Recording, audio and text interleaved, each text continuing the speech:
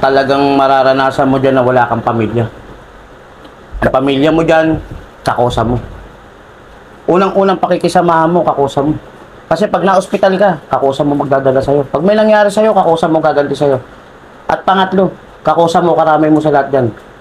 Individual na lang yung pamilya mo. Kasi ang pamilya mo, Minsan may na lang. mangyari sa'yo sa loob. Hindi naman makakapasok agad sa loob yan. Kaya nga. Kakosa mo, kasama mo. So, ang kakosa mo, mistulang pamilya Yan mo ang pamilya mo loob ng building. habang nasa loob ka. So, mahirap. Napakahirap.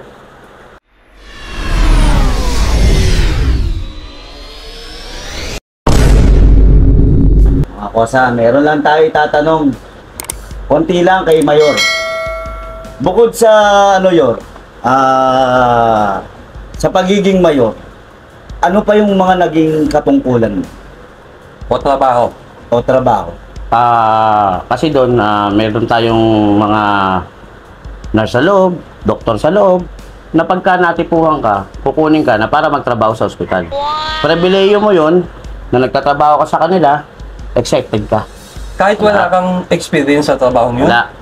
halimbawa, ano ba yung naging trabaho mo? Kasi tutulong ka lang sa kanila. Alayan mo yung doktor sa paglalakad, lalo na kasi yung mga preso. Alam mo naman, hindi natin masabi pare-pareho ang utak ng preso.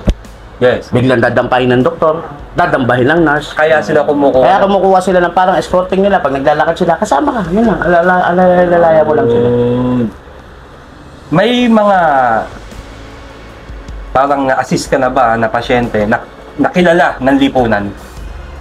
Marami kung sa mga na-assist lang. Okay. Talagang kilala rin. Pero hindi ko kasi pwedeng banggitin. Baka ayaw nila lang banggitin sila, mabas tayo. Okay. Ha? Okay, tama yun, tama yun. Yun naging nursing aide siya ron. Mga escort ng mga doktor at nurse. Isang naging trabaho ni Mayor. Okay. Kung gusto nyong mag-nurse, Kahit walang nasa aral, inyo na yan. pumasok kayo doon. Pumasok na kayo dun. Walang board exam. Aray. Nung hindi ka pa nabibilibid yun, naging pasaway ka rin sa mga magulang mo, nagkamot ulo din yung mga nanay mo, dala ng kapusukan, ng kabataan noon. Inaamin mo ba yun, Yor? Oo, namin. Ano ang nakapagpabago ng pananaw mo sa buhay sa bilibid? Marami. Kasi simula nung nakulong ako, parang doon na ako nag-matured eh. Doon ko natutunan lahat eh. Totohanan lang, ang kulungan, hindi naman parusa. Yes. Kaya ka kinulong doon, kaya nga Bureau of Correction, Okay. kukorek ka nila. Ituturo nila sa'yo yung tamang pasad ng isang tao, kaya ka nandun. Huwag mong isipin na nandun ka, pinarurusahan ka ng lipunan, hindi. Binabago ka, para sa paglabas mo, dala mo yung pagbabago mo sa paglabas mo. Kaya, mga kosa, huwag Kinilabutan kayong ako. matakot. Kasi pag yung iba, pag nakakita ng bagong daya, ay, dati, mamamatay tao yan. Nakulong na yan. Mag-ingat tayo dyan. May pangamba sila sa taong yun, pero hindi nila alam, may natutunan yun doon. May pinagsisihan yun doon, may binuno yun doon. At ayaw niya nang balikan yung mga madilim na nakaraan niya. Tama ba yun, Yor? Tama yun. Alam mo, hindi naman lingid sa kaalaman nyo. Maraming bumibisitang mga malalaking tao sa Maximum. Talaga? Mga babae nagsoshow. Pagka meron kaming mga Event? anniversary na tinatawag doon, event. Ang sinasabi ng mga bisita namin, mas gusto nila ron. Kasi disiplinado ang preso kaysa sa mga tao sa labas. May sample sila na nagsoshow mga babae, hinihipuan sa labas. Sa amin, bawal din. Talaga? Oo. Pwedeng ikasama mo yun. Ang pinaka pwedeng mangyari sa ito, yung sinasabi mo, Ouch! yan. Respeto pa rin kahit saan. Respeto. Mapaloob man yan o salaya. Respeto. Ayun, para sa kaalaman ng mga mananood natin. Ganong kahirap ang mabilibid? Sobra. Sobrang napakahirap na bilibid. Yan yung talagang mararanasan mo dyan na wala kang pamilya. Ang pamilya mo dyan, kakosa mo. Unang-unang pakikisamahan mo, kakosa mo. Kasi pag na-hospital ka, kakosa mo magdadala sa'yo. Pag may nangyari sa'yo, kakosa mo gaganti sa'yo. At pangatlo, kakosa mo, karami mo sa lahat dyan. Individual na lang yung pamilya mo. Kasi ang pamilya mo, Minsan na may lang. mangyari sa'yo sa loob, hindi naman makakapasok agad sa loob yan. Kaya nga. Kakosa mo, kasama mo. So, ang kakosa mo, mistulang pamilya Yan mo ang pamilya loob mo ng habang nasa loob ka.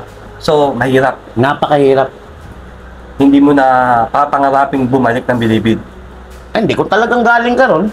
Siyempre, hindi mo napapangarapin pang Katulad nga ng sinabi ko bumalik pa ron. Hindi, katulad ng sinabi ko kay Mayon nung unang vlog ko na Hirap. meron kasi Umuoro ba yun? lalaya, tapos mga ilang Babalik. babalik, lalaya, babalik na naman. Ano, sabi ni Mayon, mga wala daw pinagkatandaan yon. Hindi, yun yung sinasabi na recidivist kung tawagin. Okay, ano recidivist? Yung paulit-ulit mo Ah. ginagawa, paulit-ulit ka nakukulong sa iba-ibang kaso. Ngayon, yung habitual delinquent naman, yun yung pare-parehong kaso mo na ginagawa mo na itinukulong mo. Yun, kung tawagin. So wala silang natututunan sa Wala Bilibid? silang natututunan. O ayaw lang talaga nilang matuto. Pero kasi, kaya gusto nila lagi mabilibid, masarap na buhay nila pagdating nila sa bilibid. May ganun. Hindi na nila raranasin yung sinasabi ko sa yung sa buyon, tapong basura, wala na. Pagkos, ginagalang pa sila sa loob, kaya mas gusto nila sa loob. Ibig sabihin, may pribilehiyo. May pribileyo sila. Ayun. Alam mo, totohanan lang, yung talagang wala nang uuwian dito. Mas gusto nila doon. Kasi doon kumakain kami na 3 beses sa isang araw na wala kaming ginagawa. Totoo rin ba yun na minsan yung ibang inmate doon na pumasok na may buong pamilya, lumabas nang wala ng pamilya? Meron yan. Madalas nangyayari yan. Ayun ang pinakamasakit. Kaya nga sabi nila, pag nakulong ka na, yung pamilya mo hindi na iyo. Swerte mo, paglabas mo, at nandyan pa. Yun talaga yung totoong pagmamahal. O yan. So, alam nyo na, isang nagpatunay na hindi madali ang mabilibid. Mayor, maaari ko bang malaman at ang ating manonood ang patunay kung ano ba yung pangkat mo? Ako nga pala isang BCJ, Batang City Jail, International 32. Yung! Batang City Jail. Shoutout sa mga mga takoso dyan ng mga Batang City Jail. Kalugar! Kalugar, ha? Shoutout Mga sa kakos inyo. ako dyan, baka pwedeng lubos-lubosin ko Ay, ito, sige. batiin ko lang yung mga Sige, Mayor. minamahal kong ako sa dyan.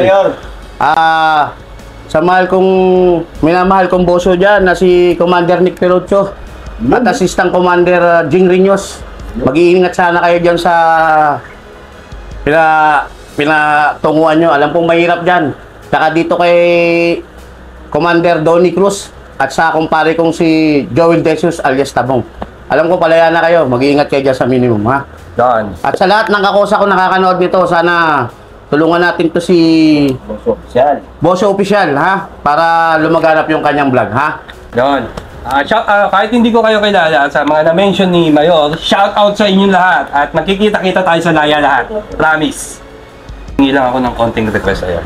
Maaari bang bigyan mo ng mensahe? Yung mga naliligaw ng landas dyan, especially mga kabataan, ramdam naman natin kung gano'n na sila kapupusok na yun. Yung feeling nila, kayang-kaya nila ang lahat. At ayoko sana silang mabilibid. Yun yung mga goal na ginagawa ko dito sa vlog. Baka pwede mo naman silang bigyan ng konting salita. Payo.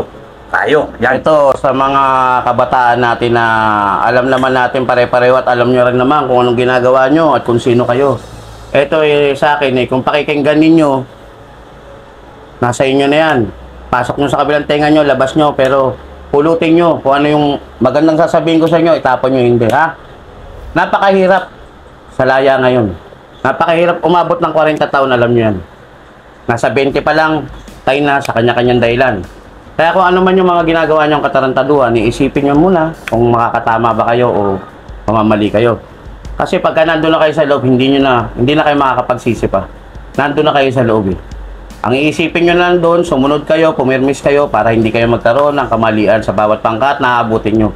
Ngayon habang wala pa kayo doon, ako na nagsasabi sa inyo, magpakabuti kayo. Mahalin nyo magulang nyo, sumunod kayo.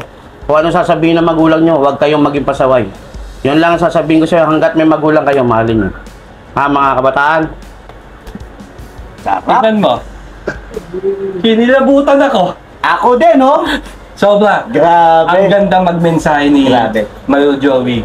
Isang karangalan, Mayor Joey, ang talagang nakaka-overwhelm, Mayor na makapanayam at bigyan tayo ng oras ni Mayor Joey Kaya nga. upang ipahatid niya yung mga gusto niya din sabihin sa mga kabataan ngayon. Kaya nga blessing sa atin, Bosyo, yung Ay. bang paglaya niya. Actually, yung mga kalugar, palalaya lang na ito. Eh, nabigyan tayo kagad ng Pagkakataon. Kaya, blessing sa amin na mapaunlakan ni Mayor Joey. Hindi ako, napapasalamat din ako at napili nyo ako dito sa segment ninyo na interviewin nyo para malaman din ng mga tao yung totoo at hindi totoo ukol dun sa pinanggagalingan natin. Yun. Mayor Joey, isang mabilis na katanungan lang. Maaari ba nilang malaman kung ilang taong ka na malagi o bumunok sa maximum? Ako po'y namalagi sa maximum ng 10 taon at 2 taon po sa medium. Doon na po ako binayaan ng Diyos para lumaya. 12 years. Malinaw. Straight. Straight. 12 taong nawalay sa pamilya. Pero pagbalik, Ayos pa rin. Nagpapasalamat ako, may inuwian ako. Kahit na hindi ko tunay na pamilya, mas mahal ako nitong pamilya ko to kaysa sa pamilya ko. straight 12 years ang binuno ni Mayor Joey. Hindi biro yun. Kasi Mayor, sabi nga nila, yung isang araw daw doon eh parang 1 taon. Yan ang totoo. Pag dumating na ang gabi, talagang Diyan na pumapatak. diyan na pumapatak ang kaliputan ng isang Nakakabingi. preso. Ha? Totoo. Nakakabingi. Kanya-kanya na silang gawa ng magpapawala ng ano nila dyan, ng inip nila. Talaga. Lalo na pagka yung dumating na wala kaming dalaw. Yan. Ang pinakamalungkot sa amin, ang tanggalan kami ng dalaw. Kaya kami, gumagawa kami ng pamamaraan para bumalik ang dalaw namin. At pag bumalik ang dalaw namin, hindi na kami muling gagawa pa na mawalan pa kami uli ng dalaw. Yun. Sa akin lang yun. Yan bang mga mancha mo na yan eh, meron bang ano yan? Hindi, talagang ang tato kasama na sa pangungulungan yan Yan yung katawagin tanggal buryong. Tanggal po yun. Oo, tanggal buryong yan. Libre ba yan? Yun? Yan, hindi katatatuan ng isang mananato doon ng walang bayad. Kasi yun ang kinabubuhay nila roon. So, lahat ng tattoo, ng tinatatuan doon, May bayad po yun. Pag nagpatattoo ka doon, o kung ano man pangkat mo, matik, may bayad po. May bayad. Ang wala lang talagang bayad na taturon, yung pangkat mo. Yung Kumbaga pangkat. may tinatawag kami doon na mananato ng pangkat. Okay. Eto si mananato ng pangkat. O, tatakan mo to. BCJ to. Yan ang sinasabing walang bayad. Mananato ng pangkat. Yon, malinaw. Lahat ng tato na makikita nyo sa balat nila, may bayad. Puwera lang yung tatak ng isang pangkat. Siya pa Mayor, may time ba na kinabahan ka nung ikay lalabas sa selda mo? Alam mo kasi, ang kaba laging nasa ano yan, hindi mawawala yan Pero dahil sa pangkat mo nga na solid-solid naman kayo, mawawala yung kaba mo. Pero pag ikaw ay pumunta sa kwadrant ng iba, sa pangkat ng iba, nandyan yung kaba na sinasabi. Kasi anytime pwedeng magkagulo. Kailangan pag nagkagulo, maka-home base ka sa pangkat mo. Sa bahay ng pangkat. Para makasafety ka. Para makasafety ka. Ano ba yung pinagmumula ng ugat ng gulo ron? Minsan, utang na hindi Pwede yun? mabayaran. Umutang ka sa kabilang pangkat? Pwede ba yun? Pwede yan. Pinagbabawal yan. Pero minsan marami talagang gumagawa yan. Saka yung pakialaman mo yung dalaw ng may dalaw. Sagrado yan. Okay. Napakasagrado niyan. Pangatlo, sa sugal. Yan ang madalas pagawain yan. Sugal. Para krus. Meron kasi kami dyan ng kahit na anong sugal. Yan ang pinag-uumpisahan. Kaya ang permis symbol sa amin, bawal kaming tumawid sa ibang pangkat. Mag-away-away man kami, magkakapangkat kami. Kayo lang yun. Hindi kami magkakasakitan dahil merong kaparusahan lang yung ginawa namin. Pero kung sa kabilang pangkat kami o kahit na anong pangkat, Nakaw! Gulo yan. gulo yan. Pwede kang Maniwala ka na. madisgrasya. Pwede kang madisgrasya dyan. Maraming madadamay. Maraming madadamay, hindi lang ikaw. Yon, malinaw. Ha? Sabi mo may sugal doon, no? Meron Meron. bang tupada doon? Ay, wala. Wala. Sabi lang kunyari yun. Ano yun? Punta sana ako, tatalpak sana ako. Walang ganun doon. Wala pala. Meron doon online talpak, TV lang, pero yung personal wala.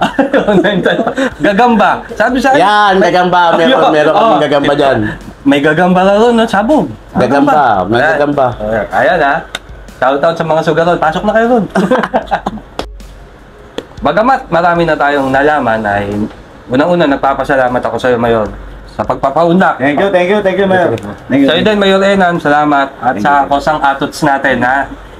Sa likod ng camera, ay magpakita poging-pogi Ayan po, mga kakosa.